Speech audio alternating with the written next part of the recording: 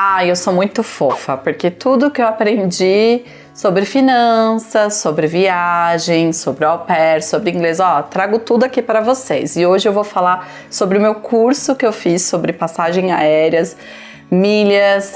Não, de milhas eu não vou falar hoje, mas passagem aéreas e hotel. E hoje eu vou ensinar vocês a planejar sua viagem economizando o máximo possível, tá? Para você começar o planejamento da sua viagem, você tem duas formas que você pode fazer isso. A primeira é, você já escolhe o destino e depois de escolher o destino você monta toda a parte de orçamento, aí você começa a pesquisar quanto custa, tours, passeios, enfim, o custo de vida lá. Você precisa saber do custo de vida para você saber quanto que vai te custar as coisas, tá? Porque se é um país que o custo de vida é alto, pode ter certeza que por mais que você não vá morar lá, vai impactar no seu bolso você enquanto turista, tá? Depois eu vou entrar mais em detalhes e vou falar sobre um site que você pode usar para você saber isso. Então, vamos lá só para repassar. Primeiro passo, eu escolho o destino, por exemplo, eu vou para Paris e depois eu começo a pesquisar datas, hotéis, enfim, e aí eu vou saber quanto que eu vou gastar. A segunda opção é uma opção que muita gente não pensa nessa possibilidade e acaba deixando de viajar, porque quando eu escolho Paris e eu faço todo o levantamento de quanto que eu vou gastar com passagem aérea, com hotel, com tour, com restaurante, às vezes ultrapassa o meu orçamento, né? Explode, fala, putz, tá lá no teto, isso eu não vou conseguir. Mas eu tenho um orçamento mais baixo que isso, mais baixo que, sei lá, vamos supor, você gastaria 10 mil reais, meu orçamento é 5. Você pode fazer ao contrário, você pode ajustar, escolher o destino de acordo com seu orçamento. O que é legal aqui? O legal é que você não deixa de viajar por conta de ser muito caro. Então vamos supor, esse ano eu tô meio sem grana, ou por enquanto Paris está muito caro para mim, não vai dar, deixa eu ganhar aquela promoção, ou juntar mais dinheiro, enfim. Você pode não deixe de viajar por causa disso. Use o valor que você tem para destinos mais baratos. Então vamos lá, como que você vai fazer suas pesquisas? Tanto no cenário 1 quanto no cenário 2, você deve colocar as suas guias do Google em anônimas, tá? Ou colocar em anônimo lá. Só na lateralzinha assim tem a sua tela aqui, tem os 3 botõezinhos e colocar em guia anônima. Normalmente a página aparece toda preta para você e você faz todas as suas pesquisas de hotel, de tour, de passeio, de tudo. Por que isso? Bom, porque as passagens aéreas e os hotéis, esses sites, eles trabalham com preço dinâmico, ele não tem um valor fixo, né? Dinâmico significa que ele não tem um valor fixo. O que ele faz para você? Hoje, se eu tô sem a guia anônima, eu vou lá e pesquiso Paris, fevereiro de 2020. Você coloca lá, vai me aparecer valor da passagem R$2.000. Legal. Só que eu tô pesquisando, obviamente eu não vou fechar hoje, eu tô querendo saber quanto que custa. Daqui uma semana eu vou colocar Paris, fevereiro de 2020, a mesma data. A passagem aérea já vai estar 2.200. A mesma coisa vai acontecer com o hotel, ele também trabalha com preço dinâmico. Então quando eu coloquei lá estadia em Paris, aí apareceu lá, sei lá, um hotel que eu gostei, R$300 a diária, que não vai ser R$300, mas enfim. Quando eu pesquiso novamente daqui uma semana, vai estar R$350, R$400 a diária.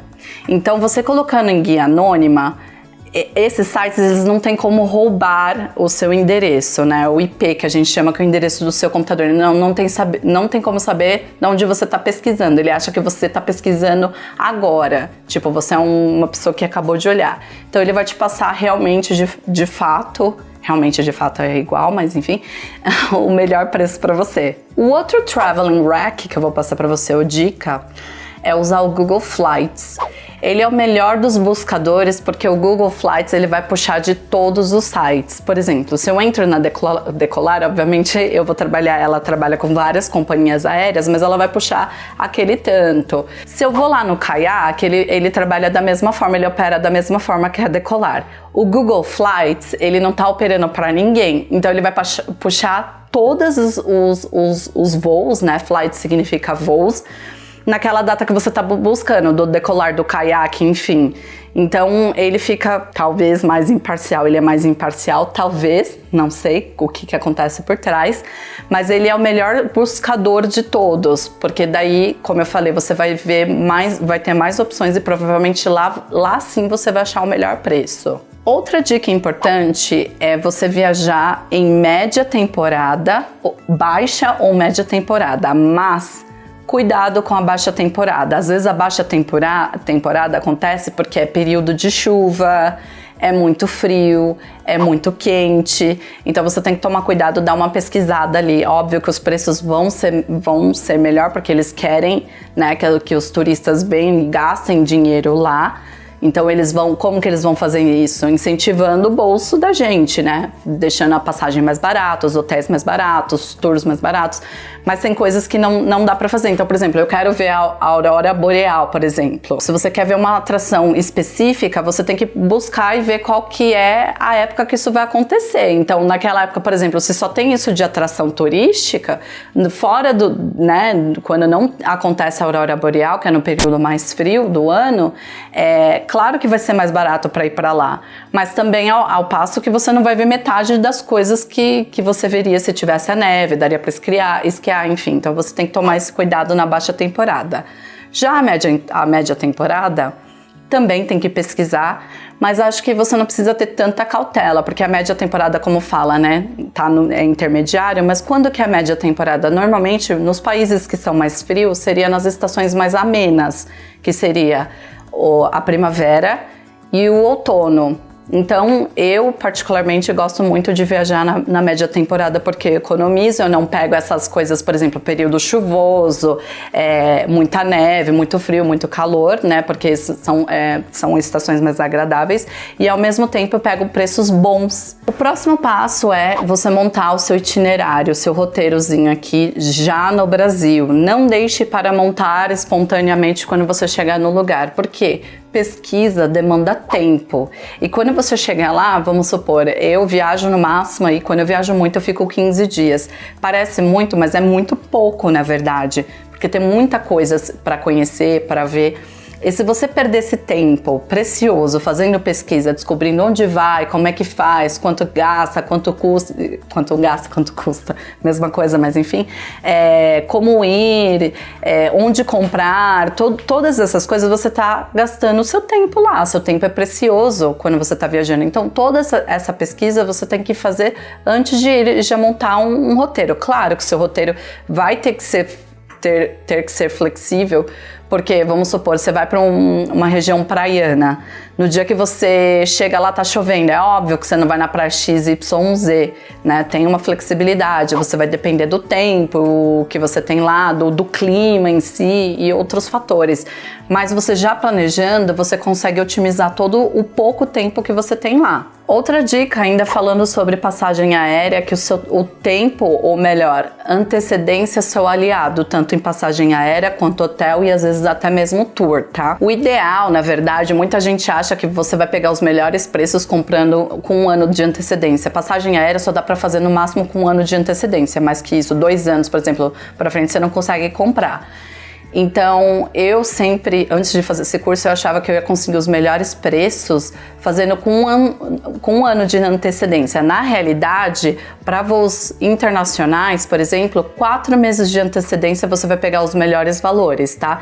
Então, suponhamos, agora é novembro e eu quero embarcar em março, já daria 4 meses certinho. Então agora em novembro seria o ideal para procurar as passagens. Eu não preciso fazer com 12 meses de antecedência. Aqui é algo que vale ressaltar. Na hora que você for fazer a compra da passagem, do hotel, dos tours, é sempre importante você pesquisar se esse site é confiável, tá? Porque não é porque tá na internet que você pode sair comprando à torta e à direita.